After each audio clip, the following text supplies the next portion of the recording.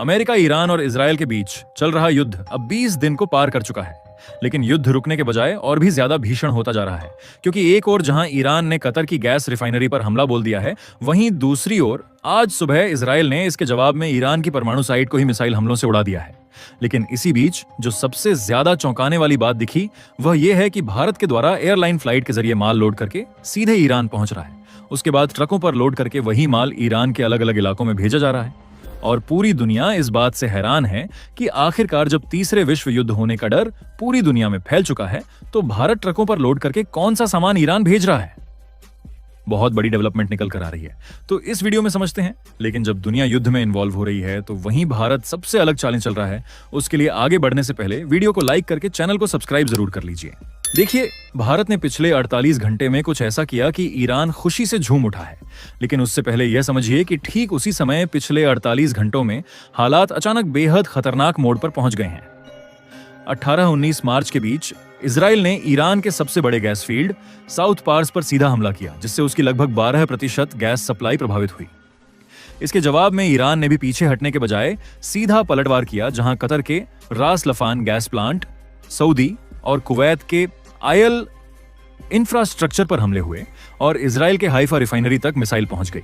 यानी अब युद्ध सिर्फ सीमाओं तक सीमित नहीं रहा, बल्कि पूरे गल्फ के ऊर्जा सिस्टम को निशाना बनाया जा रहा है, जो पूरी दुनिया की अर्थव्यवस्था से जुड़ा है। दूसरी तरफ अमेरिका भी अब सीधे मैदान में उतर चुका है। स्ट्रेट ऑफ हॉर्मुज को सुरक्षित रखने के लिए अमेरिका ने A-10 फाइटर, अपाचे हेलीकॉप्टर और भारी बंकर बस्टर बम तक तैनात कर दिए हैं और ईरान के अंदर गहराई तक एयर स्ट्राइक हो रहे हैं।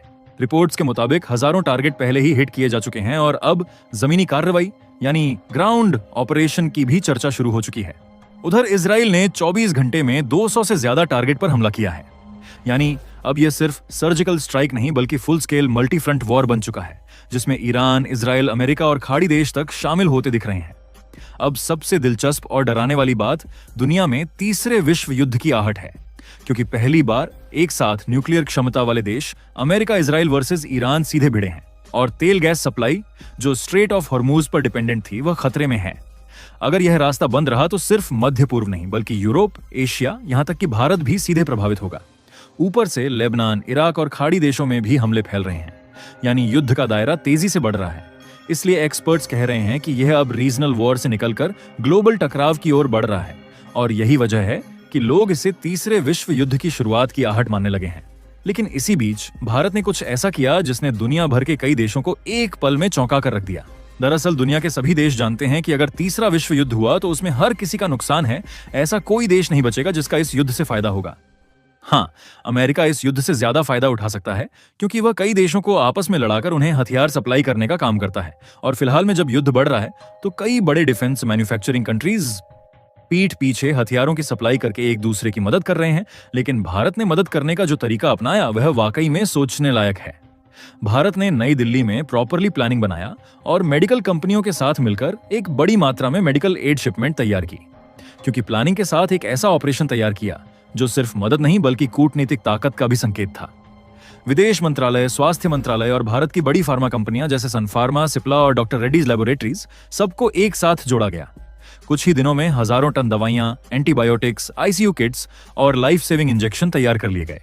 खास बात यह थी कि यह पूरा मिशन बेहद शांत तरीके से प्लान किया गया, ताकि किसी भी अंतर्राष्ट्रीय दबाव से बचा जा सके। इसके बाद शुरू हुआ असली ऑपरेशन लोडिंग और ट्रांसपोर्ट का। दिल्ली और मुंबई के एयर कार्गो हब से बड़े बड़े कार्गो विमान जैसे बोइंग 777 फीट एयर और एयरबस A330 MRTT में इन मेडिकल सप्लाई को लोड किया गया। हर बॉक्स पर स्पष्ट मार्किंग थी, humanitarian add from India. Flights को सीधे ईरान के इमाम खुमैनी इंटरनेशनल एयरपोर्ट पर उतारा गया, जहां पहले से ही ईरानी अधिकारियों और रेड क्रिसेंट की टीम मौजूद थी। यह पूरा ट्रांजिट इतना तेज था कि 24 से 36 घंटे के अंदर मदद जमीन पर पहुंच चुकी थी। ईरान पहुंचने के बाद असली जमीनी नेटवर्क एक्टिव हुआ। एयरपोर्ट से इन दवाइयों को बड़े ट्रकों में लोड किया गया और तेहरान से लेकर बंदर अब्बास, मशाहद और अन्य प्रभावित इलाकों तक भेजा गया। कई जगहों पर मोबाइल मेडिकल यूनिट्स बनाई गईं, जहां भारतीय दवाइयों से सीधे इलाज शुरू हुआ। रिपोर्ट्स के अनुसार इस मदद से हजारों मरीजों को तुरंत राहत मिली, खासकर उन इलाकों में जहां युद्ध या तनाव के कारण सप्लाई चेन पूरी तरह टूट चुकी थी। सबसे दिलचस्प बात यह रही कि अमेरिका चाहकर भी इस मिशन को रोक नहीं पाया। कारण साफ था कि भारत ने इसे ह्यूमैनिटेरियन एड के तहत भेजा, जो अंतर्राष्ट्रीय नियमों के अनुसार प्रतिबंधों से बाहर होता है। साथ ही भारत की बढ़ती वैश्विक साख और संतुलित विदेश नीति ने भी यहां काम किया। जहां एक तरफ अमेरिका और उसके सहयोगी दबाव बनाने की कोशिश कर रहे थे, वहीं भारत ने बिना टकराव के अपनी रणनीति से यह दिखा दिया कि जरूरत पड़ने पर वह अपने फैसले खुद ले सकता है, और यही इस पूरे ऑपरेशन की सबसे बड़ी जीत रही। वैसे कहने को तो यह ह्यूमैनिटेरियन एड है, लेकिन हो सकता है दवाइयां और मेडिकल सप्लीमेंट्स के बदले भारत को बाद में पेमेंट भी किया जाए। और अगर भारत को डायरेक्ट पेमेंट नहीं भी दिया जाता है तो भी ईरान भारत की इस मदद का बदला जरूर चुकाएगा, और भारत के जो 22 जहाज फंसे हुए हैं उन जहाजों को ईरान रास्ता जरूर देगा। क्योंकि भारत और ईरान के बीच मेडिकल यानी फार्मा ट्रेड भले कुल व्यापार का छोटा हिस्सा हो, लेकिन इसका रणनीतिक महत्व काफी बड़ा है। क्योंकि ईरान एक बड़ी मात्रा में भारत से अपनी रोजमर्रा की जरूरत का सामान खरीदता है, और भारत पहले भी सैकड़ों ट्रक माल लोड करके ईरान हमेशा भेजता रहा है। और अभी भी भारत डायरेक्टली नहीं तो इनडायरेक्टली मेडिकल एड के जरिए सैकड़ों ट्रक माल ईरान भेज रहा है।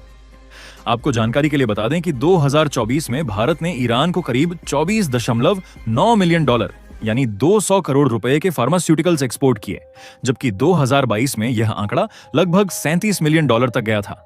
कमाल की बात यह है कि 2025 में भारतीय दवाओं का निर्यात 70% तक बढ़कर 5 साल के हाई लेवल पर पहुंच गया, क्योंकि पश्चिमी प्रतिबंधों के चलते ईरान को सस्ती और जेनेरिक दवाओं के लिए भारत पर ज्यादा निर्भर होना पड़ा।